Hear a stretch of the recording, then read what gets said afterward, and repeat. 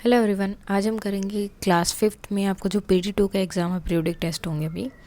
वो पेपर आपका किस टाइप का रहेगा, कॉम्पिटेंसीज कौन कौन सी उसमें। सबसे पहले कॉम्पिटेंसीज में आपका पठन है, यानी कि कोई भी एक पैराग्राफ दिया जाएगा जिसमें आपके 10 क्वेश्चंस होंगे। देन लेखन कौन सा, जो भी आपने जैसे चैप्टर लेसन्स पढ़े हैं, पोएम पढ़ी हैं, उनमें से क्वेश्चन आंसर आएंगे। 5 मार्क्स का वो रहेगा, एक से शायद 1 मार्क्स का रहेगा, दो जो हैं दो नंबर के रहेंगे, सो टोटल विल बी 5।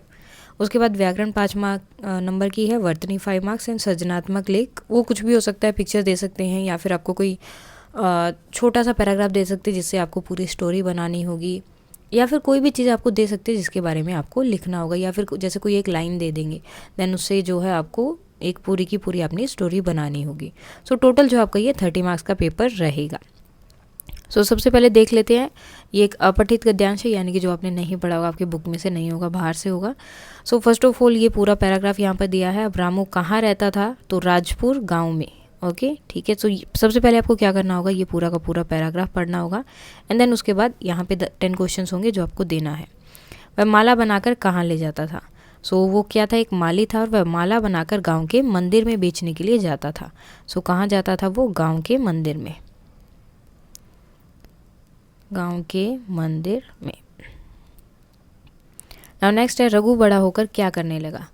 वो वहाँ जाता था जिस दिन पाठशाला की छुट्टी होती, उसका बेटा रघु भी उसके साथ माला बेचने जाता था।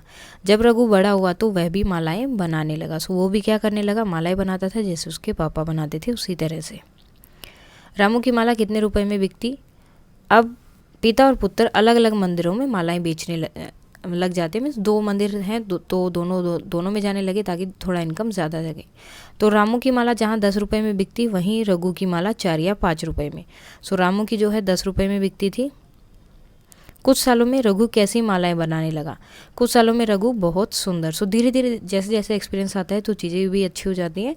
कैसी मालाएं बनाने लगा, वो बहुत सुंदर मालाएं वहाँ पर बनाने लगा।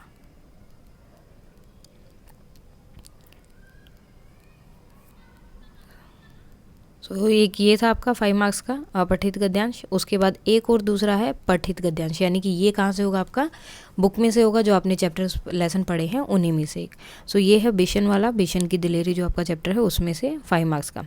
बिशन को भारी भरकम जूतों की आवाज़ सुनाई दी तो तेज़ी से उसके पास आती जा रही थी पीछे से आ रही शिकारी गुस्से से ज़ोर ज़ोर से चिल्ला रहा था, मैं तुझे देख लूँगा, तू मेरा शिकार चुरा कर नहीं ले जा सकता। बिशन को किसकी आवाज़ आई थी, शिकारी की आवाज़ आई थी जो उसके पीछे से आ रहा था। शिकारी गुस्से में क्या कर रहा था, वो क्या कर रहा था, चिल्ला रहा था बहुत ज़ोर ज़ोर से। अगर वह सड़क से जाता तो क्या होता। अब देखो, वह सड़क से अगर जाता, इसलिए उसने, अगर वह सड़क से जाता तो शिकारी को साफ साफ दिखाई देता। देखो, जब वो खेतों से जा रहा है तो बीच में कहीं पर पेड़ आ रहा है, कहीं पर जो फसल उगी हुई है वो सब है, तो शिकारी को कभी दिखाई दे रहा है, कभी नहीं दे रहा। लेकिन अगर वो सड़क से जाता तो क्या होता, वो साफ साफ दिखाई दे जाता, कितनी दूर तक भी चलता रहता वो दिखता रहता आराम से। क्या होगा यहाँ पर, साफ साफ दिखाई देता। नेक्स्ट है, खेतों के आगे रास्ते में क्या था। अब जैसे ही वो आगे गया तो आगे रास्ते में क्या आया, खेतों के आगे रास्ते में कांटेदार झाड़ियाँ, कांटेदार झाड़ियाँ थी। सारे आंसर्स आपको इसी जो पैराग्राफ है आपको उसमें मिल जाएंगे। खरोचों से क्या निकलने लगा, वो जो अगर उनसे जाता है, कांटेदार झाड़ियाँ आती हैं उनसे अगर वो चलेगा तो उसमें क्या होगा, उसके मतलब चोट तो लगेगी थोड़ी बहुत किसी भी जगह से, अगर जहाँ पर कांटे हैं या फिर कोई भी इस तरह के वायर लगे हुए हैं तो उनसे क्या होता है, चोट लगती है। खरोचों से अब क्या निकलने लगा, वो उसके चोटें लगी, खरोच लगी तो उनसे क्या हो गया, उसके खून भी निकलने लगा था। 5 मार्क्स का ये हो गया आपका टोटल 10 मार्क्स। देन उसके बाद लेखन है। लेखन में मिमी कोको के लिए क्या लेकर आई थी, तो वो क्या लेकर आई थी, केले के पापड़ लेकर आई थी मिमी कोको के लिए। तो ये आपका 1 मार्क्स का हो गया। उसके बाद 2 क्वेश्चन जो है बड़े बड़े हैं। नेक्स्ट है, अत्यधिक बरसात होने से क्या हुआ। अब देखो, ये गुरु और चेला में से है, जब बहुत ज़ोर से बारिश आ रही थी तो क्या हो गया था, वहाँ पर जो दीवार बनी थी वो क्या हो गई, गिर गई थी। नेक्स्ट है, उबातुन कौन था। उबातुन कौन था, दुकान का मैनेजर था, जहाँ से कोको की मम्मी जो है एक फूलदान लेकर आई थी, दुकान का मैनेजर। देन उसके बाद यहाँ पर आपको लिंग बदलना है, गवाला गवालिन, दादी दादा। अब इन मुहावरों का उचित अर्थ बताना कि इनका मतलब क्या होता है। आँख दिखाना यानी कि गुस्सा करना, तू मैं यानी कि लड़ाई झगड़ा, और आँख लगना यानी कि नींद आ जाना। अब इसमें से आपको कोई भी सही शब्द छांटना है, जो सही है उसका आप या सर्कल कर सकते हैं या यहाँ पर लिख सकते हैं। देन ये रूपदार और चक्रवर्ती राजा बनेगा।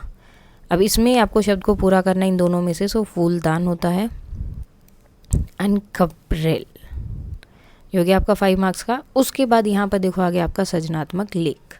सो यहाँ पर आपको क्या करना है, मोर या फिर बाघ, किसी भी एक के बारे में आपको एक अनुच्छेद लिखना है। अनुच्छेद से मतलब एक या तो आप छोटा सा पैराग्राफ लिख सकते हो या फिर यहाँ पर 5 जो आप सेंटेंसेस लिख सकते हो। अब जैसे मोर जो है राष्ट्रीय पक्षी है और बाघ क्या है, राष्ट्रीय जो है पशु है। तो उसके बाद जो है बाघ बहुत तेज़ भागता है, इसके धारियाँ होती हैं, जंगल में रहता है। इसी तरह से मोर के जो पंख होते हैं वो बहुत जो उसके पीछे से पूँछ होती है वो बहुत कलरफुल होती है, बहुत रंगीन होती है, हर तरह का रंग उसका दिखाई देता है। और बारिश के समय पे जो है वो बहुत मीन्स नाचता है, जब बारिश आती है वो बहुत खुश हो जाता है। सो इस तरह से आप कोई भी लाइन लिख सकते हो और ये जो है अलग अलग हो सकता है कहीं भी। सो इस तरह का आपका जो है टोटल पेपर रहेगा, 30 मार्क्स का होगा। अगर इसमें कोई डाउट है तो आप कमेंट करके बता सकते हैं। That's all for today and please like share and subscribe. Thank you.